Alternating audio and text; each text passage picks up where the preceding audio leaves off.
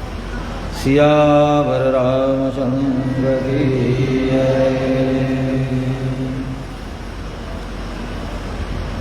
श्रीहपति सर्वेश्वर श्रीतर समस्त वस्तु विलक्षण अखिल ही प्रतीक भगवान श्री नारायण की महती कृपा से इस पवित्र भूभाग पर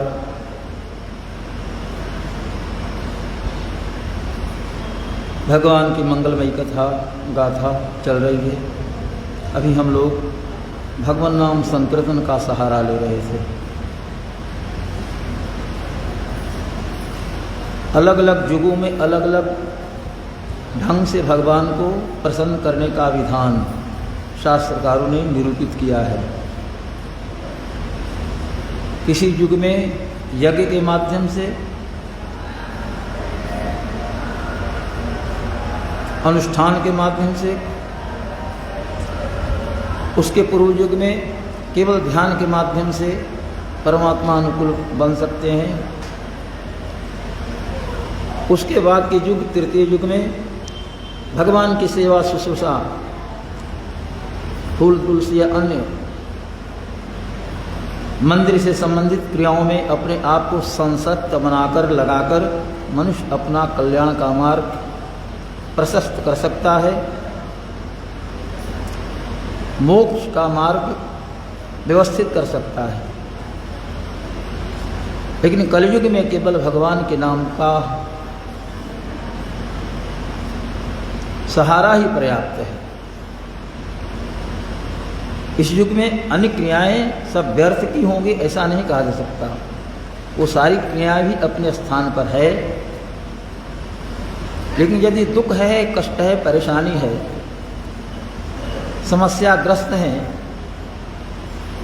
उन सबों में प्रभु का नाम स्मरण करने मात्र से कल्याण हो जाएगा। क्योंकि भगवान श्री राम को छोड़कर और संसार में कोई भी दुख हरण करने वाला नहीं है। दूसरे के दुख को यदि आप दूर करते हैं तो परमात्मा भी आपके दुख को दूर करेंगे। ऐसा ही नियम है। गोस्वामी जी का संकेत है कि जप करें, योग करें, वैराग्य हो जाए। मख कहते हैं यज्ञ को, तो महामख अति विष्णु यज्ञ, अति राम यज्ञ, जिसमें 32 मन तिल होते हैं। जितना तिल होता है उसका आधा चावल होता है।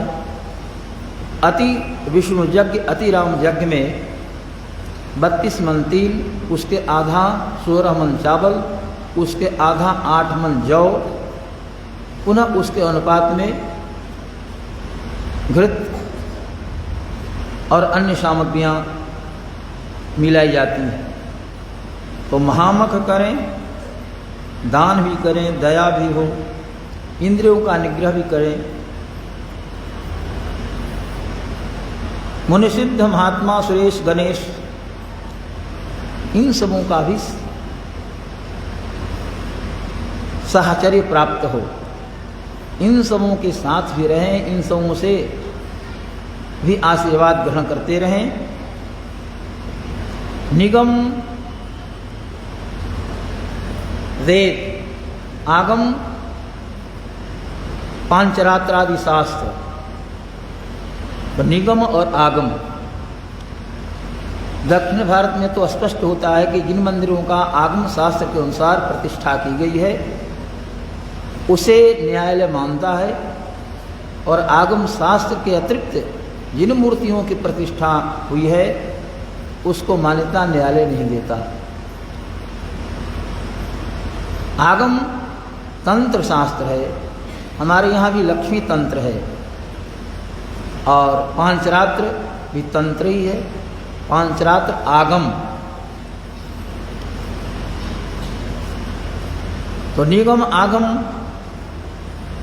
ये सभी पढ़ते रहें, लेकिन स्पष्ट संकेत है। इतना ही नहीं, गर्मी के दिनों में चतुर्दिक आग लहरा दें और बीच में बैठ जाए। तपसानल में अपने आप को जराना, शरीर को कष्ट देना, काय क्लेशः तपः, काय कहते हैं शरीर को, चीयते अस्त्यादिकम अस्मिनिति कायः, हड्डी मांस मेद मज्जा धातु ये सब जिसमें रहें तो चीयते ची चयने चयन करना, तो चीयते अस्त्यादिकम अस्मिनिति कायः, काय कहते हैं शरीर को, इसमें व्यवस्थित करते हैं। शरीर में है ही 7 इसमें है तत्व, तो शरीर को तपाना भी भगवान को प्रसन्न करने का एक माध्यम है। वो स्वामी जी का संकेत कि सब करते रहें, लेकिन इससे दुख दूर नहीं होगा। राम जी से दूर हों और इन क्रियाओं का संपादन हो।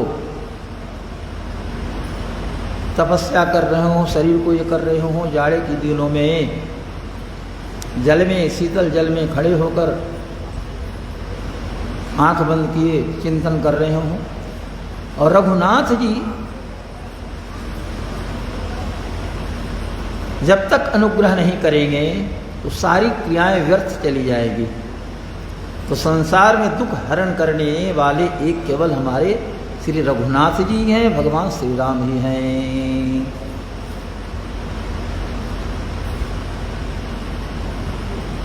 जप जोग विराग महामख साधन, दान दया दम कोटि करे,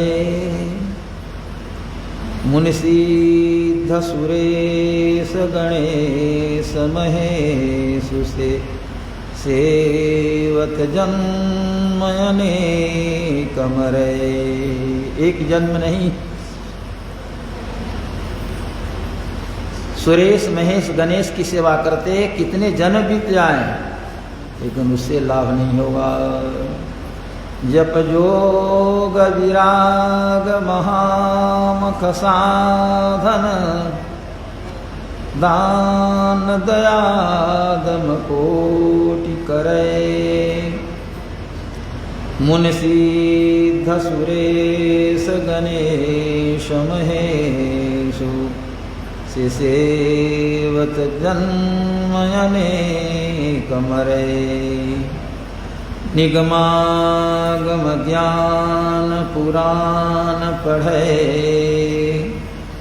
निगमागम ज्ञान पुराण पढ़े, तपसानल में जुग पुंज जरे, मन शोपनुरूपी कहे तुलसी, रघुनाथ बिना दुख कौन हरे। पैर रोक करके तुलसीदास कह रहे हैं, जैसे अंगद ने पैर रोक दिया लंका में, फिर ही राम सीता में हारी। राम जी लौट जाएंगे और सीता को मैं हार गया। यदि कोई भी यहाँ का वीर मेरे पैर को एक स्थान से थोड़ा इधर उधर कर दे। आप जानते हैं कि सारे वीर लंका के परास्त हो गए, लेकिन अंगद ने पैर रोक दिया तो अंगद के पैर को इधर उधर लोग नहीं कर पाए। मुहावरा बन गया अंगद का पैर। सारे वीर थक गए।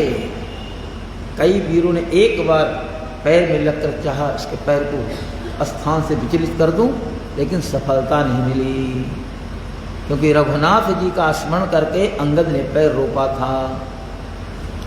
रावण स्वयं सिंहासन से खड़ा हुआ और वो अंगद के पैर को हटाने के लिए आगे बढ़ा। अंगद जी ने कहा, अरे भाई राम राम, तुम मेरे पैर के पास आ रहे हो, मेरा पैर पकड़ना चाह रहे हो, एक पैर रघुनाथ जी का जाकर पकड़ो तो तुम्हारा कल्याण हो जाए। लज्जित हो गया, संकुचित होकर सिंहासन पर बैठा। कहा करे बेवकूफ, मेरे पैर पकड़ने से क्या होना है? पैर पकड़ना है तो रघुनाथ जी का पैर पकड़ो, उससे कल्याण होगा। तो गोस्वामी जी का यही कहना है, मनसोपन रोपी कहे तुलसी, रघुनाथ बिना दुख कौन हरे। दुख तो रघुनाथ जी ही हर सकते हैं, अब बाकी कोई दुख नहीं हर सकता। महाराज दशरथ की चर्चा चल रही है, अयोध्या का वर्णन चल रहा है। महाराज स्वयं दुखी है। महाराज दशरथ तो भगवान के पिता बनने वाले हैं, लेकिन स्वयं वेदना युक्त हैं, कष्ट में पड़े हैं, एकांत में विलाप करते हैं, रोते हैं, विकल होकर रोते हैं। हाँ, इतने वर्ष बीत गए, मेरे बाद कोई इस वंश को देखने वाला नहीं, संतति परंपरा नहीं। 60,000 वर्ष बीत गए, मेरा वैभव, मेरा ऐश्वर्य सब जगह फैला, लोग मुझे जानते, और तो और मैं स्वर्ग जाता हूं तो इंद्र भी सिंहासन आधा खाली कर कर मुझे बैठाते हैं, और मेरे घर में एक संतान नहीं, एक बालक की किलकारी कानों से सुनने को बिल्कुल मैं लालायित हूं। तो आगे आप सुनेंगे, महर्षियों को उन्होंने बुलाया अश्वमेध यज्ञ का संकल्प करके। तो स्वयं महाराज दशरथ कहते हैं,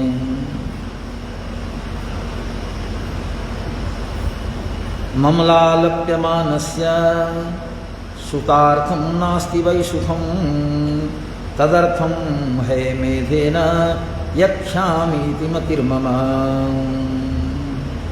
तो ममलालप्यमानस्य, लालप्यमान अर्थात विलाप करता हूँ, रोता रहता हूँ,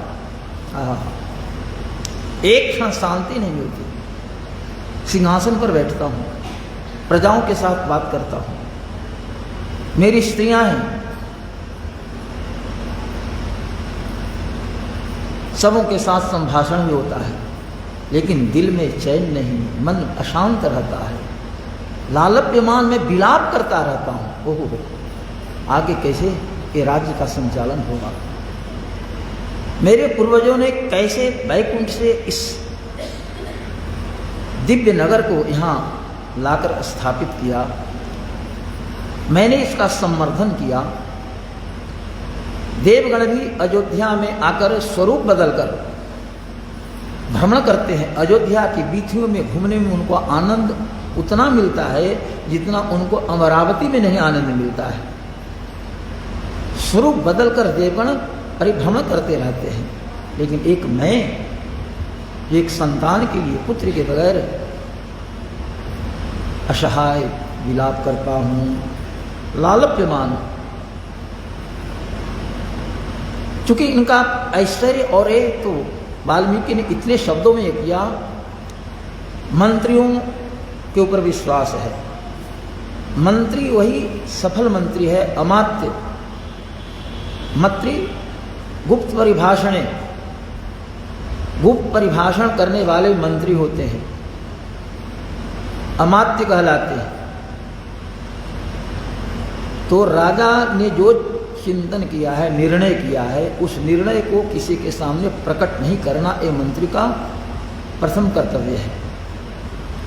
कल चर्चा चली थी कि 2 मंत्री परिषद है, एक संतों की, तपहपूत परोक्षवादी महर्षियों की, जिसमें कश्यप, जाबाली, गौतम, वामदेव, सुजज्ञ वशिष्ठ के पुत्र है, लेकिन जैसे पिता तेजस्वी हैं, बावदूक हैं, अमितौजा हैं, वैसे ही सुजज्ञ भी वशिष्ठ जैसे ही अमितौजा तेजस्वी, प्रखर प्रांजल मेधा संपन्न है। इसलिए उस मंत्री परिषद में पिता के साथ साथ पुत्र को भी स्थान दिया गया था। ये मंत्री परिषद और उसके पूर्व के मंत्री परिषद, जिसमें धृष्टि, जयंती, विजय, सुराष्ट्र, राष्ट्रवर्धन, अकोब, धर्मपाल और 8वें सुमंत हैं। सुमंत्र का अभिप्राय ही होता है, हिंदी में सुमंत कहते हैं, संस्कृत में सुमंत्र कहते हैं। वस्तुतः नाम उनका सुमंत्र ही है। सुंदर मंत्रणा देना कार्य है। अब देखें, आप कथा श्रवण करेंगे कैसा सुंदर प्रसंग रखते हैं, कैसी अच्छी मंत्रणा उनकी है जो ऋषियों के द्वारा। कौन कौन ऋषि? जिनका नाम हमने किया, जावाली, काश्यप, गौतम, मार्कंडे, दीर्घायु मार्कंडे प्रलय काल में भी रहते हैं और बाल मुकुंद भगवान का दर्शन करते हैं। प्रयाग में अक्षय वट पर करारविंदे न पदारविंदम मुखारविंदे विनिवेशयंतम वटस्य पत्रस्य पुटे शयानम बालम मुकुंदम शीर्षा नमामि। अक्षय वट आप लोगों ने भी दर्शन किया होगा। तो प्रलय काल में मार्कंडे रहते हैं, दीर्घायु है, तो मार्कंडे भी महाराज दशरथ के मंत्री परिषद में हैं। और एक कात्यायन है। उन लोगों ने ये बातें नहीं बताई जो बातें सुमंत्र जी ने महाराज दशरथ को बताई, इसलिए नाम अन्वर्थक है। अन्वर्थक का मतलब कि जैसा नाम वैसा अर्थ, जैसा नाम वैसा काम। हमारे स्वामी महाराज कहा करते थे कि नाम क्या है, तो दयानिधि, और देखे कि मछली जाल में मछली पकड़ रहे हैं, बंसी लगाए हुए हैं। तो दया का मतलब कि दयानिधि नाम है, तो दया करो, अब मछली मारोगे पकड़ोगे। तो नाम के अनुसार काम हो तो अन्वर्थक संज्ञा। सुमंत्र या सुमंत्र इस नाम को धारण करते हैं, है ऐसी चेतना। आज तक किसी ने कोई विषय को प्रकट नहीं किया। स्वयं महाराज ने पूछा, इतने दिन बीत गए, आपने अब तक हमसे क्यों नहीं कहा? आप तो मेरे बाल काल के सखा हैं, मित्र हैं, मंत्री भी हैं। अन्य मंत्रियों के अपेक्षा आपका साहचर्य मुझे ज़्यादा प्राप्त है, लेकिन आपने अब तक नहीं बताया। मैं पुत्र के अभाव में कैसे विचलित और विकल रहता हूं, सब आप जानते थे, लेकिन आज तक आपने बातें नहीं कही। विषय ऐसा है, वाल्मीकि का संकेत है, तैर्मंत्रिभिर्मंत्रहिते निविष्टैर् वृत्तोनुरक्तैः कुशलैः समर्थैः सपार्थिवो दीप्तिमवापयुक्तस्तेजोमयैर्गोभिर्बोधितोऽर्कः सपार्थिवो दीप्तिमवापयुक्तस्तेजोमयैर्गोभिर्बोधितोऽर्कः। महाराज दशरथ के मंत्रीगण गुप्त मंत्रणा में संलग्न रहते हैं। राज्य संचालन में कहाँ किस ढंग से सहयोग हम कर सकते हैं, सभी मंत्री सचेष्ट रहते हैं। रात्रि में भी भ्रमण करते हैं, प्रजाओं की समस्याओं से अवगत होते हैं, और जहाँ कहीं दुख है, वेदना है, किसी को कष्ट है, महाराज को आकर सूचित करते हैं। तुरंत उसकी समस्या का समाधान हो, इसका प्रयास आरंभ हो जाता है। ये मंत्रियों की विशेषता है। तैरे मंत्रिभिर मंत्रहिते निविष्टैर, मंत्र हित में निविष्ट है, मंत्रणा देने में लगे हुए रहते हैं। वृत्तो अनुरक्तैः कुशलैः समर्थैः, और राजा के प्रति अनुरक्त है। एक होता है कि सेवा कोई कर रहा है लेकिन लगाव नहीं, अनुरक्ति नहीं है, ड्यूटी करना, बस ड्यूटी है तो कर दिया। एक होता है अनुरक्त। ये मंत्रीगण महाराज दशरथ के प्रति अनुरक्त हैं और कर्मणि कुशल है, कार्य कुशल है। कुशल का अर्थ होता है कुशान लातीत कुशल, कुशल का अर्थ होता है कुशान लातीत कुशल। जो ब्रह्मचारी, जो व्यक्ति ठीक ढंग से कुशों को उखाड़ कर ले आवे, कुश में धार होते हैं, है ना, कांटे ढंग के गड़ जाते हैं, वेदना होती है, अतः कुश उखाड़ने में भी कला की आवश्यकता है। तो जो कुश लाने में सक्षम है, ठीक है, वो कुशल कहलाता है। प्रवीणों को कहलाता है जो वीणा बजाने में सचेष्ट है, सक्रिय है, वीणा बजाने की कला में निपुण है, प्रकृष्ट है वीणायाम। लेकिन आज प्रवीण का अर्थ वही कुशल अर्थ में होता है। कुशल का अभिप्राय वही है, सभी क्रियाओं में जो ज़्यादा सचेष्ट रह करके उस क्रिया के संपादन कर अपने स्वामी को प्रसन्न कर लेता हो, कुशल कहलाएगा। कार्य कुशल, यहाँ पर कुशल ही का प्रयोग किया इन्होंने। वृत्तोनुरक्त ही कुशल ही समर्थ ही, समर्थ का अभिप्राय उस शक्तिशाली से, ऐसा नहीं कि हाँ शरीर से कमजोर हैं, शक्तिशाली भी हैं। आवश्यकता पड़े तो महाराज के लिए अपने प्राण को भी दे सकते और सामर्थ्यवान हैं, शक्ति संपन्न हैं।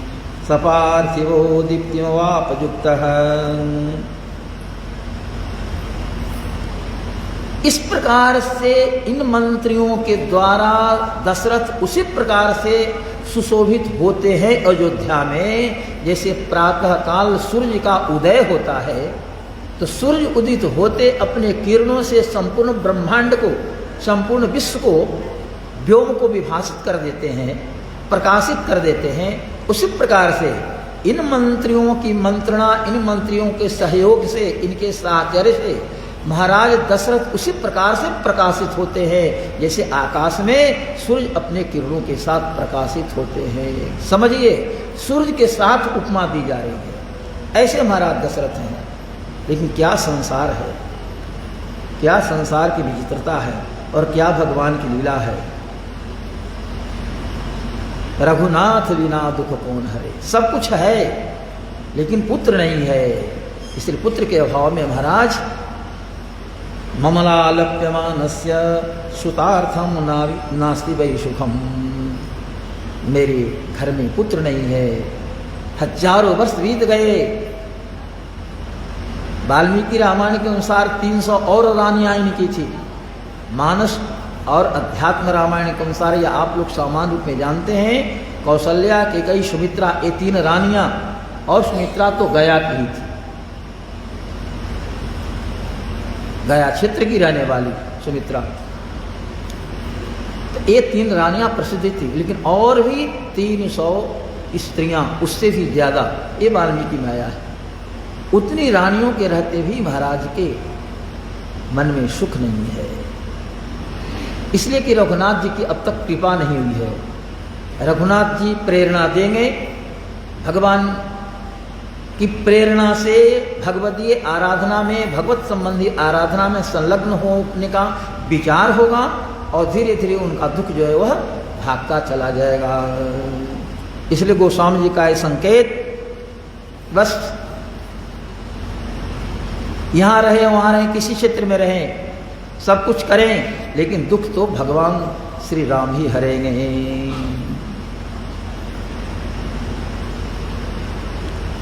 निगमागम ज्ञान पुराण पढ़े, तपसा नल में युग पुंज जरे, मनसोपनुरूप कहे तुलसी, रघुनाथ बिना दुख कौन हरे। आगे वाल्मीकि जी का संकेत करना है। तस्यैवं प्रभावस्य धर्मज्ञस्य महात्मनः, सुतार्थं तप्यमानस्य नासित वंशकरः सुतः। महाराज ऐसे प्रभावशाली हैं, इतने प्रभावशाली होने के बाद भी पुत्र के लिए सदा चिंतित रहते हैं। नासित वंशकरः सुतः, चिन्तयानस्य तस्यैवं बुद्धिरासीन् महात्मनः, सुतार्थं वाजिमेधेन किमर्थं न यजाम्यहम्। स्वयं मन में भाव आया, यही भगवान की प्रेरणा हो रही है। इतने वर्ष बीत गए, मन में भाव नहीं आया था, लेकिन मन में भाव आया कि क्यों नहीं संतान के लिए मैं अश्वमेध यज्ञ करूं। वाजिमेध, वाजी माने घोड़ा, अश्व, अश्व जानते ही है, तो वाजिमेध माने अश्वमेध, वाजिमेधेन अश्वमेधेन, सुतार्थं वाजिमेधेन किमर्थं न यजाम्यहम्। अश्वमेध यज्ञ के द्वारा मैं परमात्मा को क्यों न प्रसन्न करूं। परमात्मा को प्रसन्न कर लूँगा तो परमात्मा की कृपा से मेरे घर में संतान उत्पन्न होगी। ये महाराज के मन में एक दिन स्वयं बात आई। मन में बात आई, तुरंत उन्होंने सुमंत को बुलाया। मंत्री तो और भी है, लेकिन सुमंत सखा है और अच्छे परामर्श देने वाले। सुमंत को बुलाया, ताकि मेरे मित्र अमात्य, आप जानते हैं कि मैं संतान के लिए विकल रहता हूँ। मेरे मन में भाव आया है कि मैं अश्वमेध यज्ञ करूँ। तो मेरा विचार है कि आप जाइए और मेरे गुरुदेव जो वशिष्ठ जी और अन्य भी सुजज्ञ, वामदेव, जापाली, कश्यप, कात्यायन, मार्कंडे, सबों को बुला लाइए। और जो भी जो वेदज्ञ ब्राह्मण हैं, सत्यवादी हैं, उनको बुलाया जाए और उनसे मैं परामर्श करूं। मेरे मन में जो उत्तम भाव आया है, इस भाव को कार्य रूप देने के लिए, मानसिक चिंतन को कार्य रूप में परिणत करने के लिए उनसे हम राय परामर्श लेना चाहते हैं। ततः स्वमन्त्रस्त्वरितं गत्वा कुरुते विक्रमः शमाने तत्सतान् सर्वान् समस्तान् वेदपारगान्। अश्वमेध यज्ञ में करना चाहता हूँ, ऐसा इनके मन में भाव आया। दशरथ जी के सुमंत जी को बुलाया, कहा। सुमंत जी तुरंत गए, वशिष्ठ जी के आश्रम में जाकर सूचना दी। महाराज ने स्मरण किया, चलकर दर्शन दें, कृतार्थ करें। शेष वेद पारंगत जो विद्वान थे उनको भी सूचना दी गई। सुजज्ञम वामदेवं च जावाली मथ काश्यपम पुरोहितं वसिष्ठं च ये चाप्यन्ये द्विजोत्तमा तान् पूजयित्वा धर्मात्मा राजा दशरथस्तदा इदं धर्मार्थ सहितं सुलक्षं वचनमब्रवीत्। सुलक्ष विशेष अर्थ से युक्त, विशिष्टता पूर्ण, वैशिष्ट जिसमें है, ऐसी बातें जिसमें वैशिष्ट है। समूह का पूजन किया, चरण बंदन किया और उसके बाद कहा, आचार्यगण आप लोग जानते हैं मेरी अवस्था ज़्यादा बीती, सब कुछ मेरे पास है, सशरीर स्वर्ग में कोई नहीं जाता। इस शरीर के परित्याग के बाद ही कोई स्वर्ग में जाता है। तो सशरीर स्वर्ग नहीं जाता, लेकिन मैं इस शरीर के साथ ही वहाँ चला जाता हूँ। सब कुछ रहने के बाद भी चिंतित रहता हूँ, आपसे बातें छिपी नहीं। तो मेरे मन में विचार आया है कि क्यों न मैं संतान के उद्देश्य से अश्वमेध यज्ञ करूं। तदहं यष्टुमिच्छामि शास्त्रदृष्टेन कर्मणा कथं प्राप्स्याम्यहं कामं बुद्धिरत्र विचिन्त्यताम्।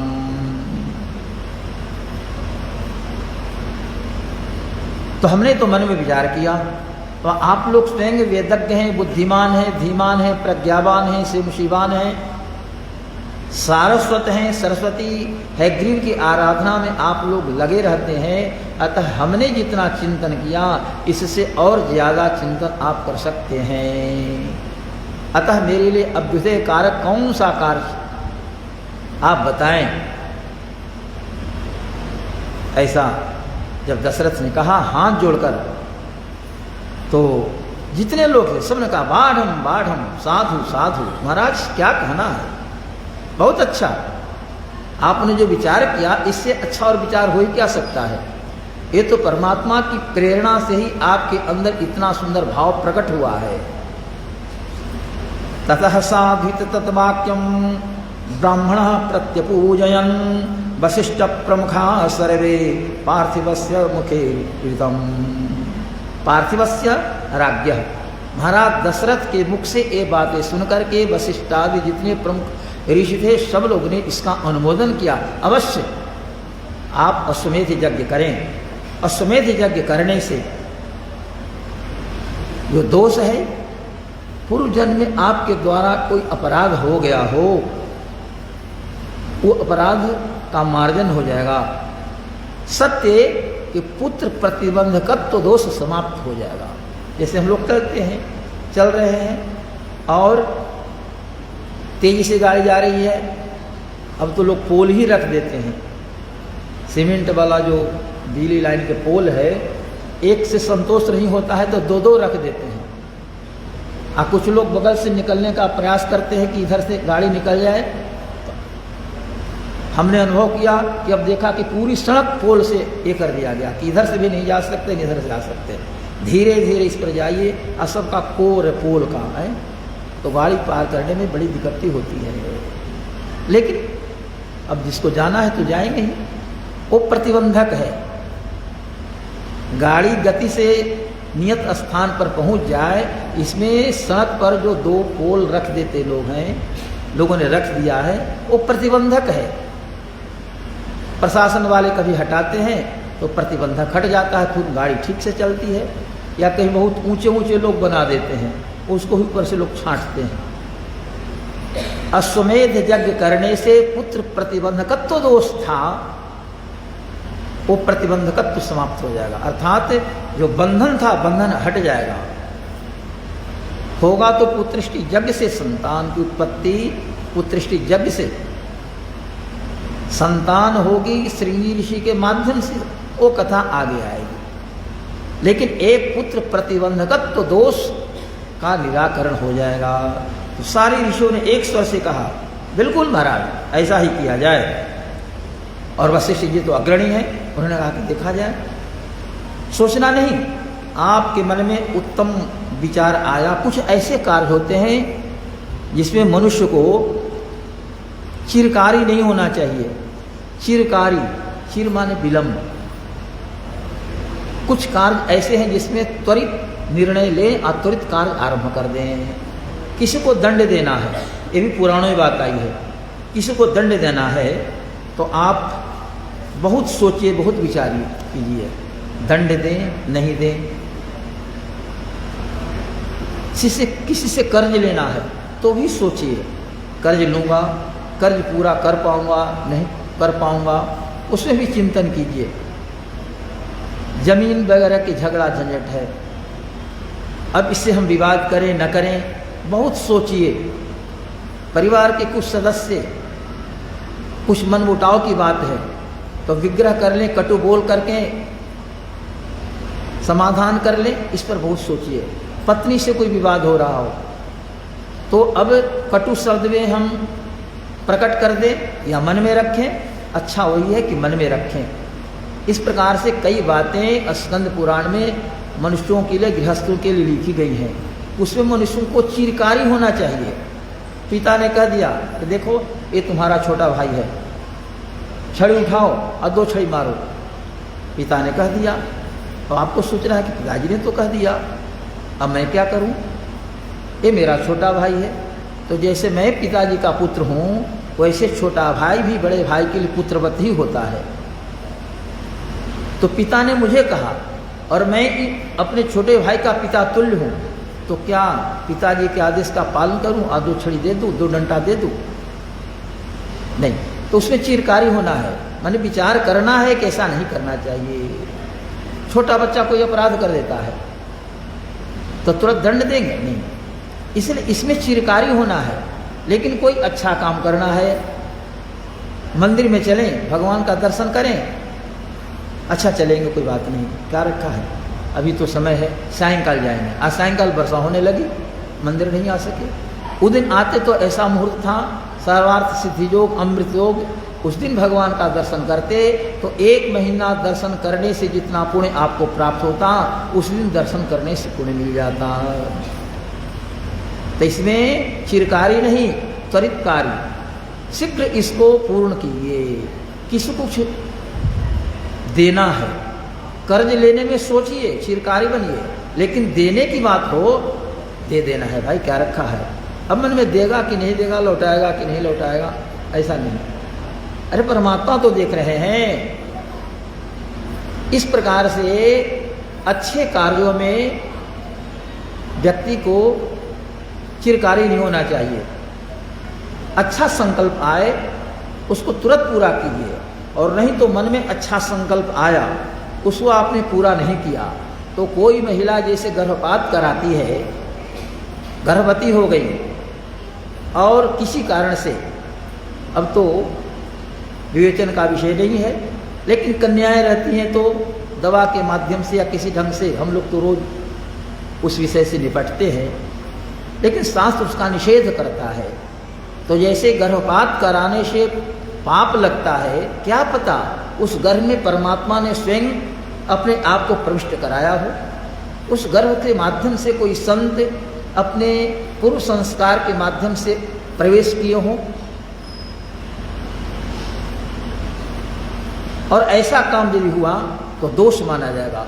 तो जैसे गर्भपात से अपुण्य होता है, पाप लगता है, उसी प्रकार से अच्छा मन में कोई संकल्प हो, उससे आप पूरा नहीं करते हैं तो गर्भपात जैसा दोष लगता है। इसलिए अच्छा संकल्प है, कथा हो रही है, चलना है, अच्छा चलेंगे, अभी तो शुरू है, 1 महीना कथा चलती है, 2 दिन जाएंगे, 4 दिन जाएंगे, देखेंगे क्या रखा है ना। 2 दिन के बाद कहीं बाहर जाना हो गया तो संकल्प पूरा नहीं हुआ, ये दोष हो गया।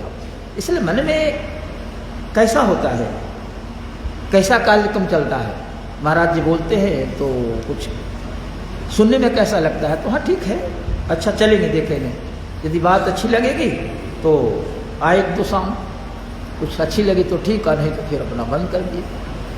इस प्रकार से हमारे संत लोग कहा करते हैं। बहुत ढंग से लोग चिंतन करते हैं, तो अच्छे कार्यों के लिए ज़्यादा चिंतन नहीं करना चाहिए। वशिष्ठ ने कहा कि त्वरित कार्य आरंभ हो। सरजू उत्तर दिशा में अयोध्या से यज्ञशाला बनने का कार्य आरंभ हो गया। मिस्त्रियों को बुलाया जाए, काष्ठों की व्यवस्था की जाए, अच्छे अच्छे कारीगर आए, कुशल कारीगर, और काम में लग जाएं। और जो जो भी यज्ञीय सामग्री चाहिए, अमुक अमुक स्थान का जल चाहिए, ये चाहिए, निमंत्रण लोगों को देना है, फलना चिलना करना, वो आरंभ हो जाए। वशिष्ठ भी समझते होंगे, लेकिन अब तक नहीं बताया। इस प्रकार से उचुश्च परम प्रीता सर्वे दशरथम वचः संभारा संभ्रियंतम ते दुर्गश्च विमुच्यताम। और कहा कि जब यज्ञ करना ही है तो अश्वमेध यज्ञ में तो घोड़ा छोड़ा जाता है, उसके साथ उपाध्याय रहते हैं, सेना रहती है, घोड़ा छोड़ा जाता है, और संपूर्ण पृथ्वी पर घोड़ा घूम जाता है। कोई विरोध नहीं किया, यदि विरोध किया तो उसके साथ युद्ध होता है, और युद्ध करके उसको परास्त किया जाता है। घोड़ा फिर वहाँ से आगे बढ़ेगा। तो संपूर्ण पृथ्वी पर यदि आपकी सत्ता को कोई स्वीकार कर लेता है, तभी आप अश्वमेध यज्ञ करने के अधिकारी होंगे। ये नहीं है कि चलो 4-6 गो बांस गाड़ दिया सो रहो, और 20 किलो अपना धूप ले आया, और हुलासगंज से 5 को विद्यार्थी आ गए, और सुहा बहुत बड़ा यज्ञ हो गया। ऐसा नहीं अश्वमेध यज्ञ होगा। वाजपेयी यज्ञ, अश्वमेध यज्ञ अलग अलग कर्तुत्व सत्र हैं। तो अश्वमेध यज्ञ वही व्यक्ति कर सकता है जो घोड़ा छोड़ेगा, और घोड़ा संपूर्ण पृथ्वी पर भ्रमण करे, कोई इसको रोके नहीं। यदि रोका, उसका युद्ध करके परास्त कीजिए, आपकी सत्ता को उसने स्वीकार कर लिया, तब अश्वमेध यज्ञ करने का आप अधिकारी होते हैं। अशुद्ध अश्वमेध यज्ञ होता है तो क्या कहने की बात है महाराज। युधिष्ठिर ने भी यज्ञ किया था, तो उसमें घोड़े मेद काटना होता है, अश्व का वध है ना। अब बातें कुछ विचित्र लगती है, लेकिन उसको पुण्य होता है। युधिष्ठिर के यज्ञ में भीम ने हाथ में तलवार ली, घोड़ा छोड़ा गया। भला उसमें पांडवों का ऐश्वर्य था, राजसूय यज्ञ तो और भी विशिष्ट। तो भगवान कृष्ण ही जिसमें सहयोगी बने हैं, उन्हीं की प्रेरणा से यज्ञानुष्ठान हो रहा था। सब जगह से घोड़ा घूम करके आया, किसी ने विरोध करने का ये नहीं किया, किसी ने किया भी तो तुरंत शांत कर दिया गया। भला भीम अर्जुन जिसके भाई हैं, युधिष्ठिर को क्या सोचना है। भीम ने हाथ में तलवार ली और घोड़े पर वार किया। घोड़ा कटा, तो घोड़ा के कटने से तो रक्त निकलना चाहिए, लेकिन घोड़े के शरीर से दूध की धारा निकलने लगी। क्या बात है, सफेद दूध एकदम झरझर झरझर जैसे खून गिरता वैसे दूध की धारा प्रवाहित हुई। कान का स्पर्श करके एक हुआ तो उससे दूध निकला। कहा कि धन्य है भाई, ऐसा तो आज तक हुआ नहीं, किसी जीव के शरीर से दूध निकले। लेकिन इतना पवित्रतम यज्ञ हो रहा था, इस यज्ञ के स्वयं अधिष्ठाता भगवान श्री कृष्ण थे, तो उस यज्ञ में ऐसा होना ही था। ऐसा वर्णन आया है, भीम ने जब तलवार से घोड़े को एक किया तो दूध की धारा प्रकट हो। यहाँ वशिष्ठ ने कहा कि घोड़ा छोड़ा जाए, उसके साथ उपाध्याय हो, सैनिक हो, सब जगह घोड़ा भ्रमण करके आए, और तब तक इधर यज्ञशाला बने और ये विधियां होती है, उन विधियों में सारे कर्मचारी लग जाए। हम लोग ही ब्राह्मणगण अपनी मेधा प्रज्ञा के अनुसार यज्ञ की व्यवस्था में संलग्न हो जाए। लेकिन ध्यान देना है, अच्छा कार्य होता है तो विघ्न होने की भी संभावना होती है। कुछ ऐसे लोग होते हैं जो अच्छे कार्यों में विघ्न डालने से चूकते नहीं, अतः विघ्न से भी अपनी रक्षा करनी है। नापराधो भवेत् कष्टो यद्यस्मिन् क्रतुसत्त में छिद्रम ही मृगयन्ति स्म विद्वांसो ब्रह्म राक्षसा। विद्वान में भी कुछ लोग ब्रह्म राक्षस होते हैं। तो विद्वान ब्रह्म राक्षस माने पढ़े लिखे होते हैं लेकिन ब्रह्म राक्षस। जैसे हमारे पंडित लोग, विद्यार्थी लोग जानते ही है, पतंजलि ने भाष्य पढ़ाना शुरू किया, मना कर दिया था कि जब तक मैं भाष्य का निर्वचन करता रहूं पर्दे के अंदर तो कोई विद्यार्थी भीतर झांकेगा नहीं। 1000 फणों को एक किया, सहस्त्र फा मंडित हो गए, तत्तरहि वक्तव्यम तत्तरहि न वक्तव्यम इत्यादि इस ढंग से पूर्व पक्ष समाधान आक्षेप भाष्य सब होने लगा। उसी क्रम में एक विद्यार्थी के मन में आया कि गुरुजी ने क्या बात है कि कहा कि पर्दे के अंदर झांकना नहीं। तनी देखता हूँ, रोज पढ़ाते थे तो पर्दे के अंदर नहीं, लेकिन आज उन्होंने पर्दा लगा दिया है, आप भीतर से बोल रहे हैं, तो लगता है कई व्यक्ति बोल रहा है, क्योंकि एक फण से पूर्व पक्ष है, दूसरे फण से समाधान है, तीसरे फण से आक्षेप है, आक्षेप भाष्य, इस प्रकार से पतंजलि करने लगे।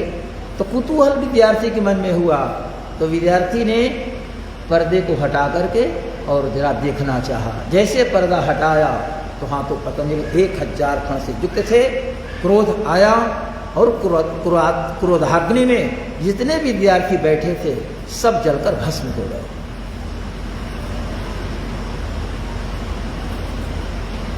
राख केवल, कोई नहीं बचा। गुरु ने जैसा कहा उसके विपरीत कार्य हुआ। मना किया था, मध्य में तुम जवनिका पर्दा हटाकर मत देखना। उसी क्रम में एक विद्यार्थी, उसके बाद गुरु जी शांत हो गए, अपने रूप में आ गए पतंजलि।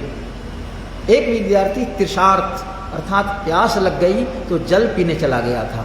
उधर से आया तो देखा कि मेरे मित्र सम नहीं है, केवल राख। गुरु जी को देखा, गुरु तो क्रोधावेश में थे, रूप बदल लिया था, मनुष्य रूप में हो गए थे, उसमें तो शेष के रूप में थे, सहस्त्र पामंडित। कहा करी बेवकूफ, तू कहाँ चला गया था? कहा गुरुदेव मुझे प्यास लगी, इतनी प्यास लगी कि मैं अपने आप को नहीं संभाल सका। आपसे पूछूं ये हिम्मत नहीं हुई, क्योंकि आपने मना किया था कि जब मैं बोलना शुरू करूं पर्दे के अंदर से तो कोई भीतर झांकेगा नहीं। तो आपके आदेश के अनुपालन में हमने आपसे आदेश नहीं दिया।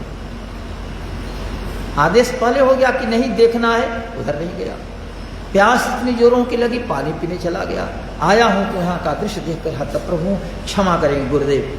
कहा कि तुम दुष्ट हो, जाओ पढ़ तो तूने लिया, इसके पहले भी तुझे हमने पढ़ाया और महाभाष्य आज भी पढ़ा, इसलिए तुम ब्रह्म राक्षस हो जाओ।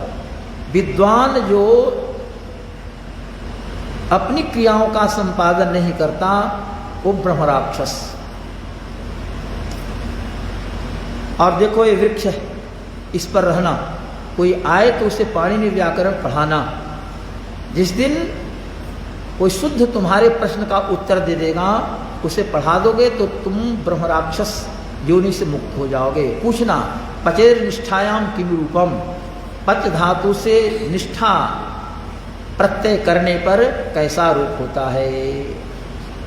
निष्ठा कहते हैं तक तब तो निष्ठा, तब प्रत्यय, तब तो प्रत्यय को निष्ठा नाम है व्याकरण में। तो पच धातु से अक्तब प्रत्यय करने पर रूप होता है पक्वम। लेकिन लोग अशुद्ध बोलने लगे पक्तम, उनको लगा कि अक्तब प्रत्यय हुआ तब पक्तम।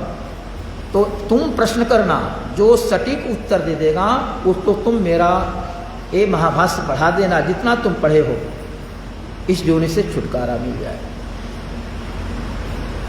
वृक्ष पर रहने लगा, बहुत लोग आते थे, पूछे पचेर निष्ठायाम किम रूपम, तो लोग पक्तम बोले, कहे कि नहीं इसको नहीं पढ़ाएंगे। एक कोई व्यक्ति गया,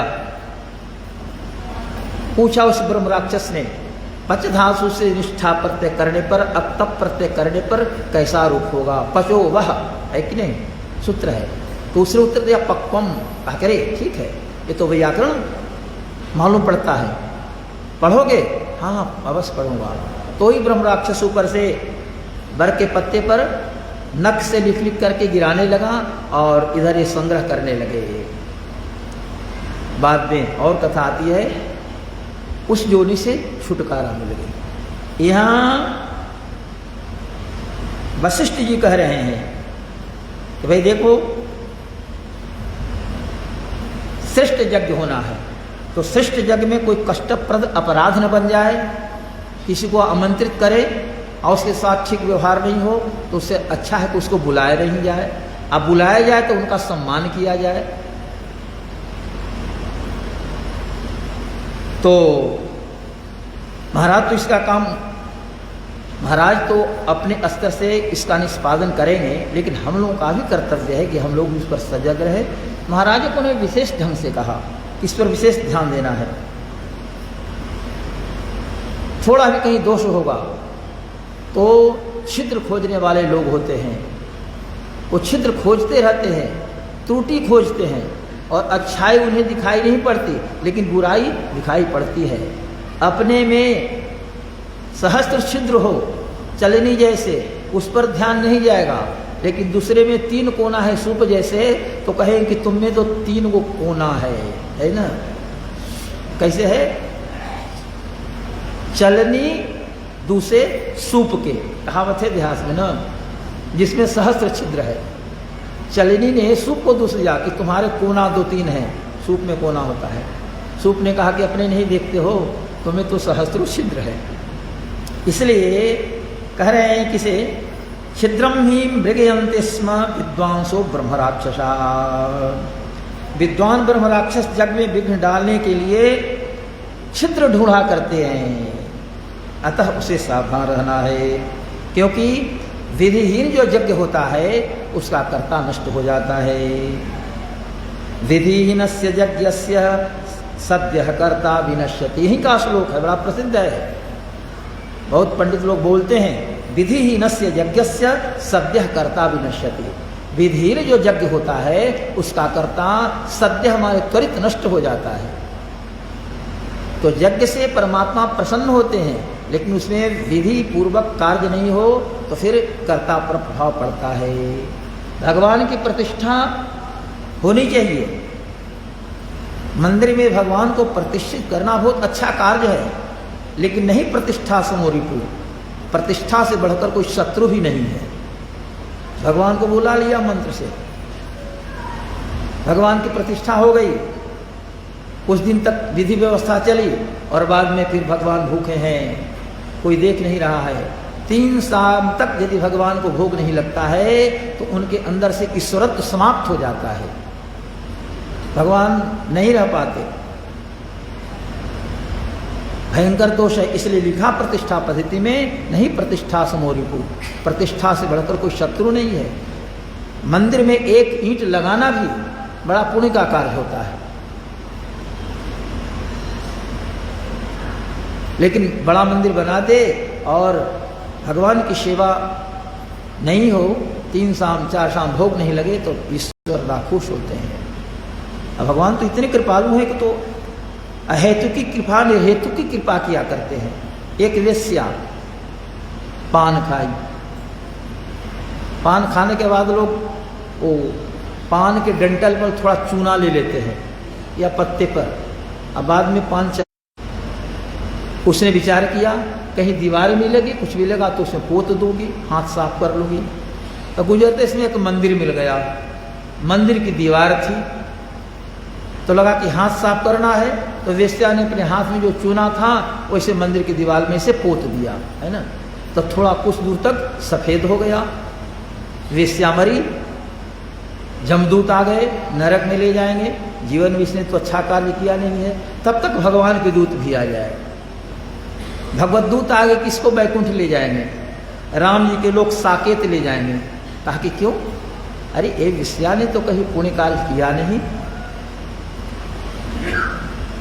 भगवान के दूतों ने कहा कि आप लोग नहीं जानते हो, तुम लोग जम के दूत हो, हम लोग भगवान के दूत हैं। हम लोग सूक्ष्म से सूक्ष्म विषय पर भी ध्यान देते हैं।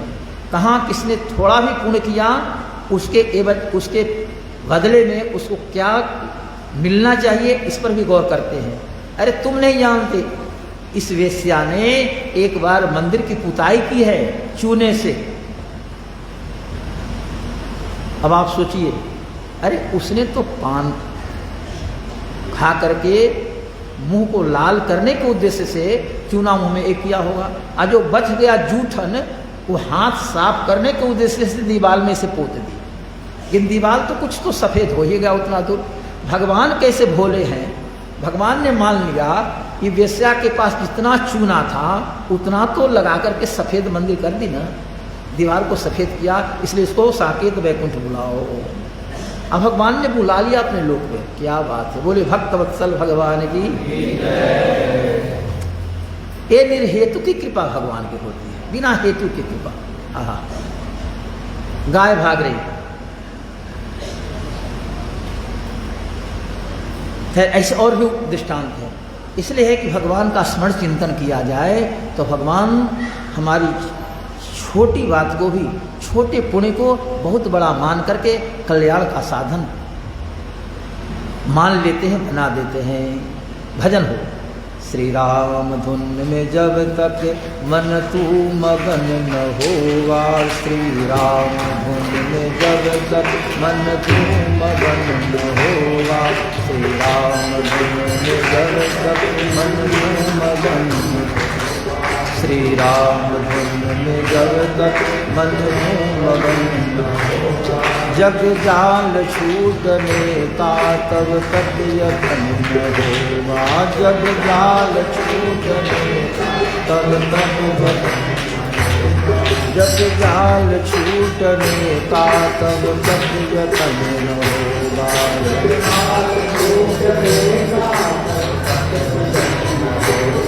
श्री राम धुन में जब तक मन तू मगन न होगा, श्री राम धुन में जब तक मन तू होगा, श्री राम धुन में जब तक मन तू मगन न होगा, श्री राम धुन में जब तक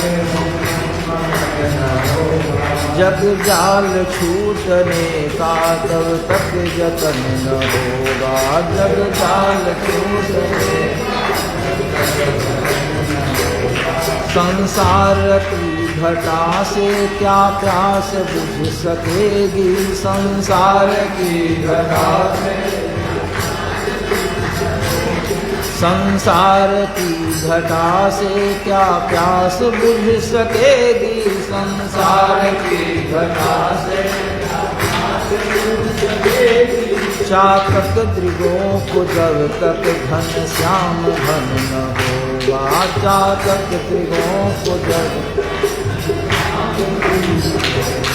चातक त्रिगोप जब तक घन श्याम घन न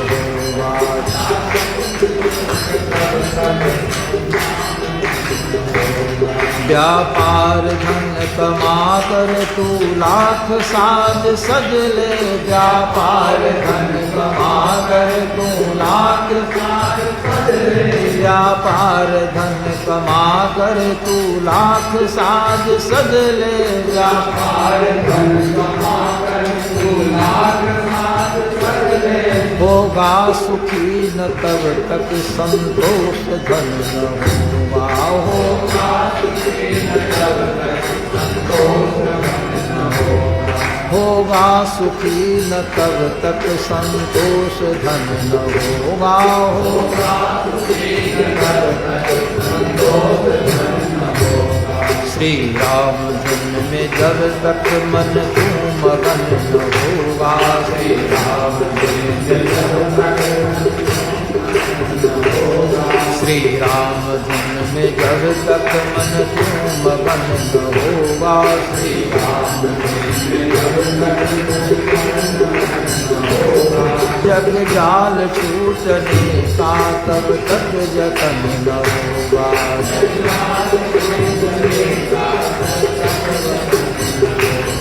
जग जाल छूटने का तब तक यतन न होगा।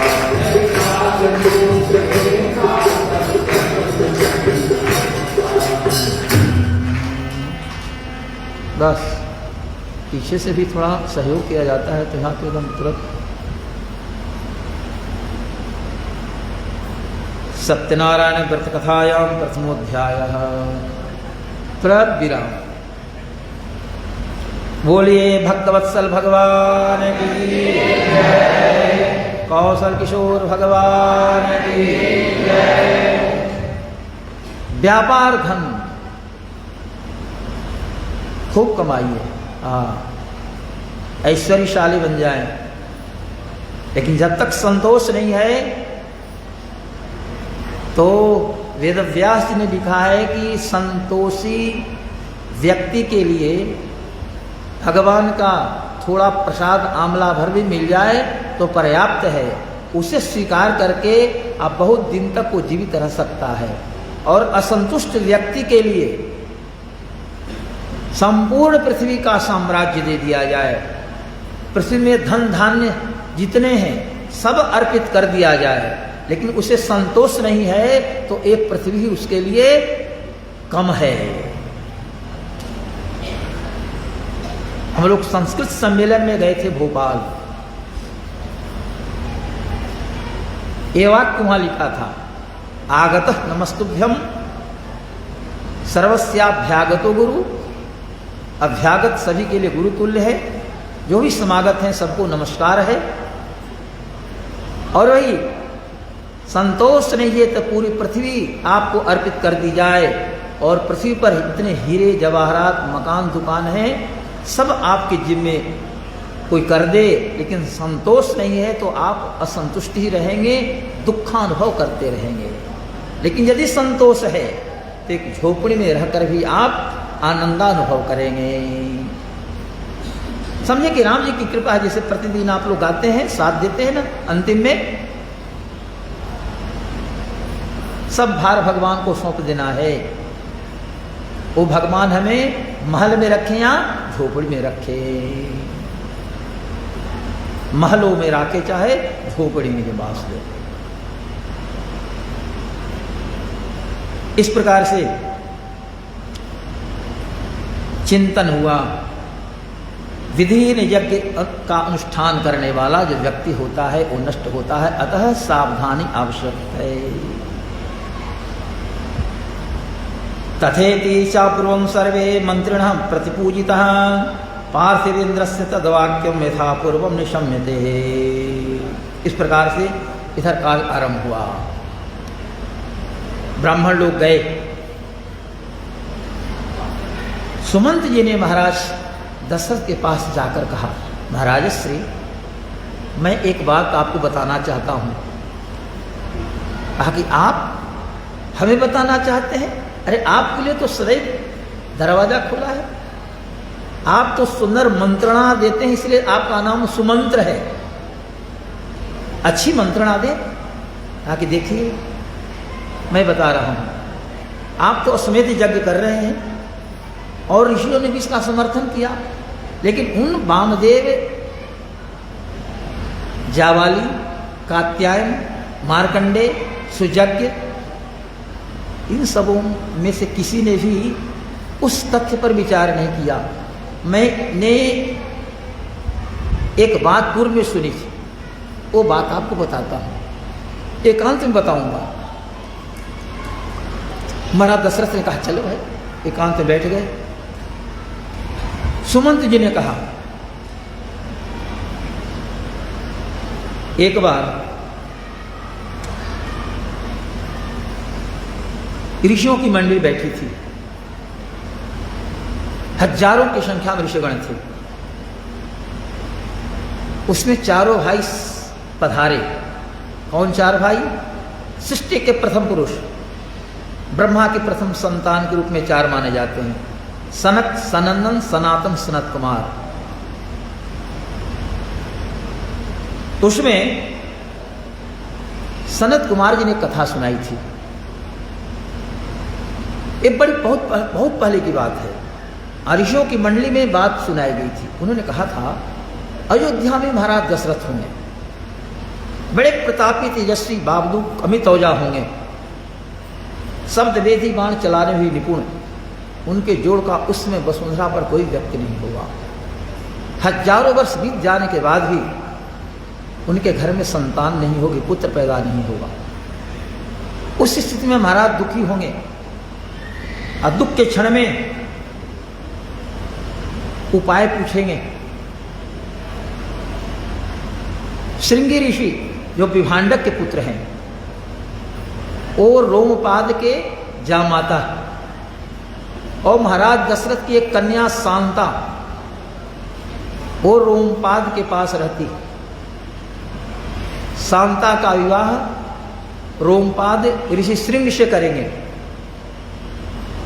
अब बाद में महाराज दशरथ जाकर के अपने मित्र रोमपाद से अपने जामाता यानी दामाद और अपनी कन्या दोनों को अयोध्या लाएंगे और इसी श्रृंगी के द्वारा पुत्रश्री यज्ञ का अनुष्ठान होगा। तब महाराज दशरथ के घर में 4 पुत्र उत्पन्न होंगे। ऐसी बात ऋषियों की मंडली में सनत कुमार जी ने सुनाई थी। दशरथ जी ने कहा कि अरे भाई, जब ये बात थी तो तूने अब तक क्यों नहीं कही? तुम तो मेरे पास बहुत दिनों से हो। आज जब मेरे मन में अश्वमेध यज्ञ का विचार आया, हमने ऋषि महर्षियों को बुलाया, उनसे हमने सहमति ली, तब ये विषय रख रहे हो सामने। कहा कि क्या कहूं, शास्त्रों में ऐसा आया है कि अच्छा विषय भी हो, जब तक कोई नहीं पूछे, समय नहीं आवे, तो उसका प्रकाशन नहीं करना चाहिए। और मैं सुमंत्र हूं, ठीक समय पर अपने मंत्रणा से महाराज को प्रसन्न करूं, कार्य सिद्ध करूं, ये मेरा कर्तव्य था। पहले समय नहीं आया था। पहले मैं अपने मुख से यदि इस विषय को प्रकट करता, हो सकता था कि आपको प्रिय न लगे, लेकिन आज हमने देखा कि स्वयं आप पुत्र के लिए उत्सुक हैं, लालायित हैं। आचार्यों को, ब्राह्मणों को, पुरोहितों को आपने हमसे बुलवाया, आज हमने मौका देखा, अतः इस विषय को सामने रखा हूं। सुमंत ने कहा बात तो बड़ी अच्छी हमने सुनी थी, आपको एक ही। महाराज दशरथ कहते कि भाई क्या कहना है, अरे रोमपाद तो मेरे मित्र है। दोनों मित्र थे, रोमपाद और दशरथ। पहले की बात है, दोनों ने आपस में विचार किया, दोनों का विवाह होगा, और जिसके यहाँ पहली संतान होगी वो अपने मित्र को संतान दे दे। उधर रोमपाद का विवाह हुआ, इधर महाराज दशरथ का कौशल्या से विवाह हुआ। रोमपाद के यहाँ कोई संतान नहीं हुई और महाराज दशरथ के यहाँ कौशल्या के माध्यम से कन्या उत्पन्न हुई। तो दोनों मित्रों में बात हुई थी कि पहले संतान जिनके यहाँ हो वो दूसरे मित्र को अर्पित कर देंगे। तो संतान का अभिप्राय कन्या भी और पुत्र भी। तो उस वचन के अनुसार महाराज दशरथ ने अपनी कन्या शांता को अपने मित्र रोमपाद को अर्पित कर दिया। रोमपाद के यहाँ वो कन्या बड़ी युवती हुई। विवाह की चिंता थी, लेकिन तो सबका विधान बना है। कुंडली में सप्तम स्थान जाया भाव कहलाता है। कुंडली जो देखते हैं तो सप्तम जाया, स्त्री के कुंडली से पुरुष का विचार होता है और पुरुष की कुंडली से स्त्री का विचार होता है। पुरुष के कुंडली न भी हो तो महिला की कुंडली देख करके पता चल जाता है किसके कैसे पति होंगे, कब विवाह होगा। कुंडली में यदि 2 संख्या 7 संख्या हो, 10 हो 11 हो, विवाह में विलंब होगा, बहुत समय खींचा जाएगा। क्योंकि 2 और 7 के स्वामी शुक्राचार्य होते हैं। शुक्राचार्य विवाह में सहयोग नहीं करते। 3 संख्या हो, 6 संख्या हो, मिथुन राशि, कन्या राशि, उसके स्वामी बुध होता है। बुध कुमारा ग्रह है, कन्या को जल्दी से पति युग कराता है। शुक्राचार्य की 2 कन्याएं थी, ये वाल्मीकि रामायण के अनुसार भी, अर्जा और देवयानी।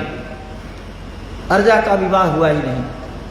महाराज दंड ने उसके साथ असद व्यवहार किया, मना करने पर भी दंड नहीं माने, असद व्यवहार किया,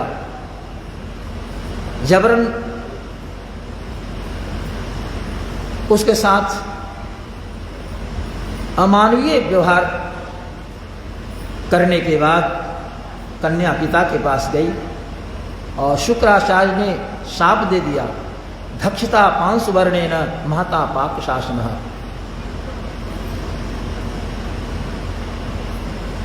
उसी के अनुसार दंडकारण्य बना। 7 दिनों तक इंद्र गरम गरम तप्त धूल की वर्षा करते रहे, पूरा राज्य उनका समाप्त हो गया। भगवान पधारे हैं तो दंडकारण्य पुनः पवित्र हुआ। तो यदि कुंडली में 2 या 7 संख्या रहे, सप्तम स्थान में विवाह में विलंब होना है। मैं अक्सर देखता हूँ, आज भी कई कुंडलियाँ देखी, एक ढंग से परीक्षण करता हूँ। और शनि यदि बैठा रहे तो कहना क्या है, शनि जलता हुआ आग का अंगारा है। आग का अंगारा आप कहीं गिरा दें, वो जलाने का काम करेगा, हाथ पर भी, कपड़े पर भी, कम्बल पर भी। तो शनि यदि सप्तम स्थान में है, 10 संख्या शनि उसमें बैठा हो, परेशानी दिक्कती आगे का भी बड़ा होता है। तो महाराज को चिंता थी, लेकिन समय के अनुसार सब कुछ होता है। जब सुमंत ने ऐसी बात कही और आगे का क्रम होता है, अश्वमेध यज्ञ की क्रिया पूर्ण होती है। कैसे यज्ञ हुआ उस पर चर्चा करेंगे आगे। सुमंत ने जब महाराज दशरथ को ये बात बताई तो महाराज दशरथ रोमपाद के यहाँ जाने को तैयार हो गए और ही उन्होंने बातें बताई कि महाराज जानते हैं विभांडक कैसे हुए। विभांडक का पुत्र श्रृंगी, विभांडक नदी में स्नान कर रहे थे।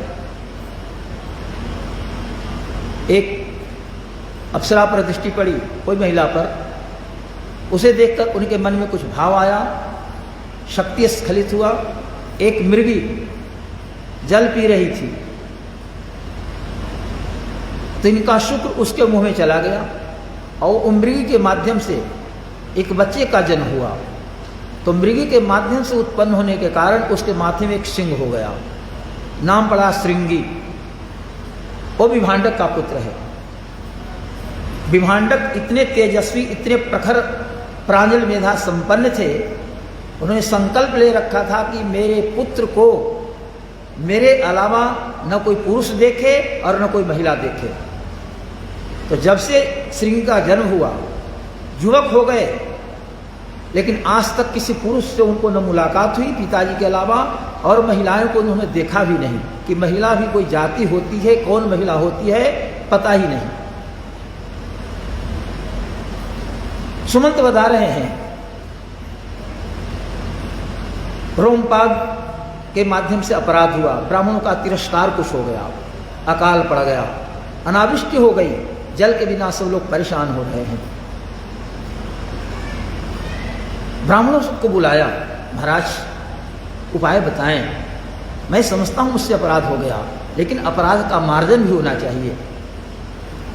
कौन उपाय करूं कि मेरे राज्य में वो वर्षा हो, इंद्रदेव प्रसन्न होकर के जल वृष्टि करे, जिससे प्रजाओं का कल्याण हो।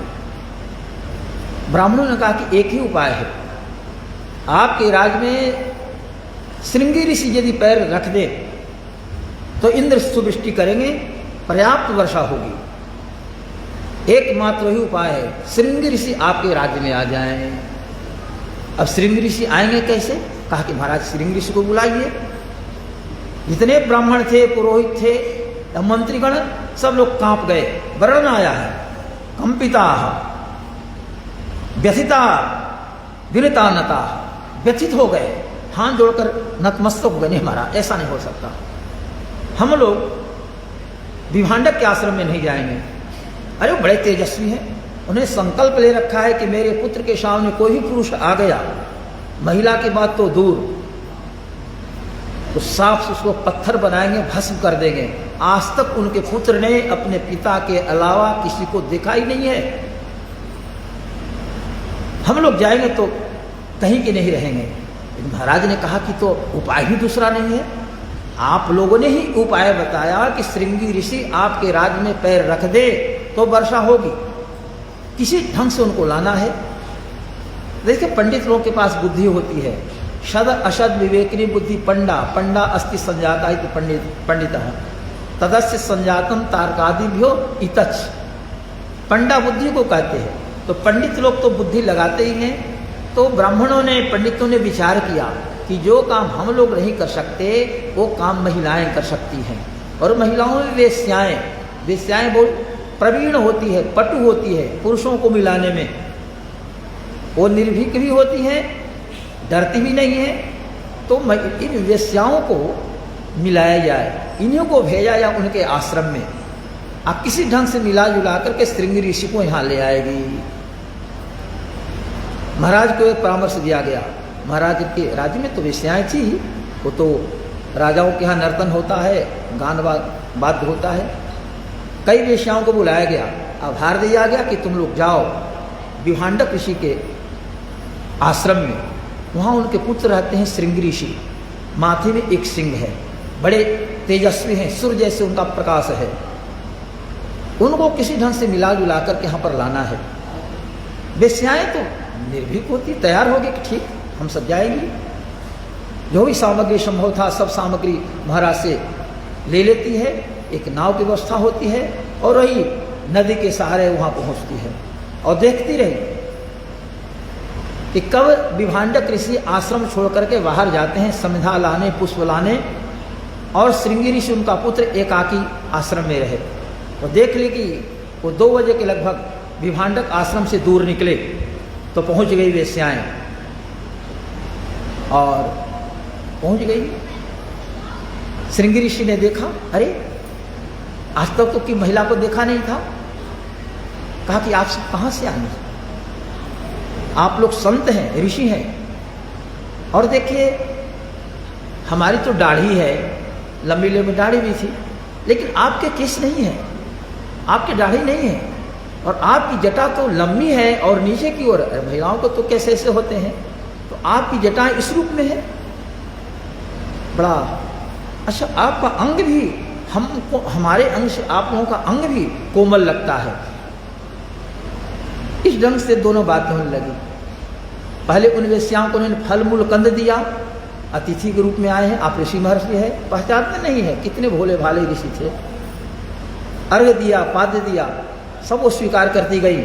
फल दिया, वेश्याओं ने ग्रहण कर लिया। कहा कि ऐसा है ऋषि प्रवर, आपने मेरा सम्मान किया, आपने जो खाने को सामान दिया हम लोगों ने ग्रहण कर लिया, लेकिन हम लोग भी कुछ अपने आश्रम से लाई हैं, इसलिए मेरे द्वारा दिए पदार्थ को आप खाएं। वो रसगुल्ला ले गई थी, स्पंज रसगुल्ला, पहले मिठाइयाँ बनती थी। श्रृंगी को दिया गया, श्रृंगी ऋषि मुँह में डाला, हाथ में लिया तो गुलगुल मुँह में डाला, तो भाई स्वाद तो खाना क्या। कहा कि रे ऐसा फल तो हमने कहीं खाया ही नहीं, ये तो बड़ा मुलायम, बड़ा अच्छा लगता है। कहा कि महाराज हमारे आश्रम में चलेंगे तो और इससे बढ़िया बढ़िया हम लोग आपको फल खिलाएंगे। श्रृंगी ने पूछा, अच्छा ऋषि प्रवर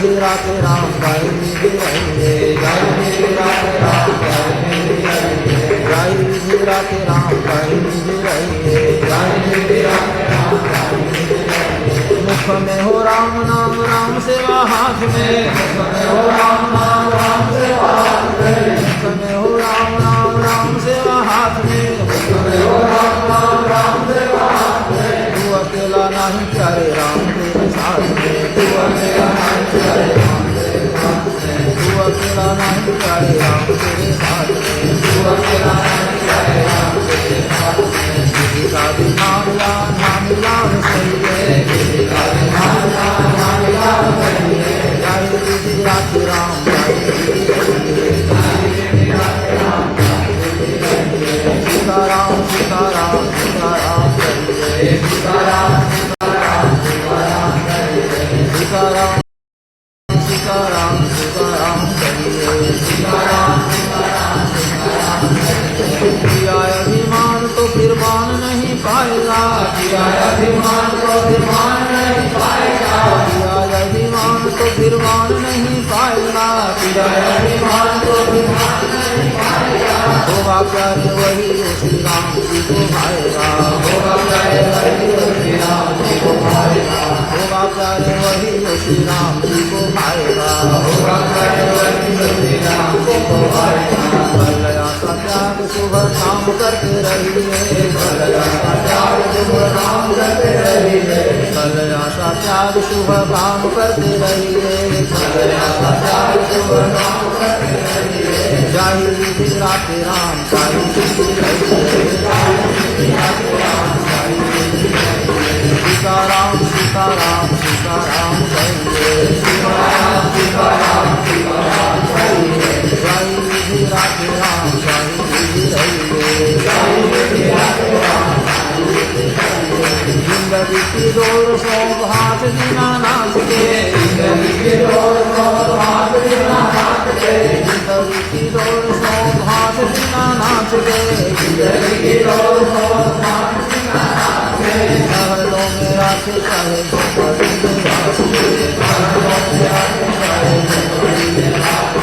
महलों में राखे चाहे बड़ी निवास दे महलों में राखे चाहे धन्यवाद निर्विवाद राम राम कहिए धन्यवाद निर्विवाद राम राम कहिए धन्यवाद निर्विवाद राम राम कहिए धन्यवाद निर्विवाद राम राम कहिए राम रस प्राण प्यारे राम रस पतिए राम रस प्यारे राम रस त्याग प्यारे राम रस पतिए राम रस त्याग प्यारे राम रस पतिए सीताराम सीताराम सीताराम करिए सीताराम सीताराम सीताराम करिए जय विधि राखे राम जय विधि रहिए जय विधि राखे राम जय विधि रहिए जय विधि राखे राम जय विधि रहिए जय विधि राखे राम जय विधि रहिए बोलिए कौशल किशोर भगवान की सियावर रामचंद्र की वीर बजरंग बली की श्री भाष्यकार रामानुज स्वामी जी महाराज की ब्रह्मलीन वैकुंठवासी स्वामी जी महाराज की सनातन धर्म की श्री वैष्णव समाज की स्वामी जी महाराज की सियावर रामचंद्र उतारे तोरा आरती हम आए रघुरैया उतारे तोरा आरती हम आए रघुरैया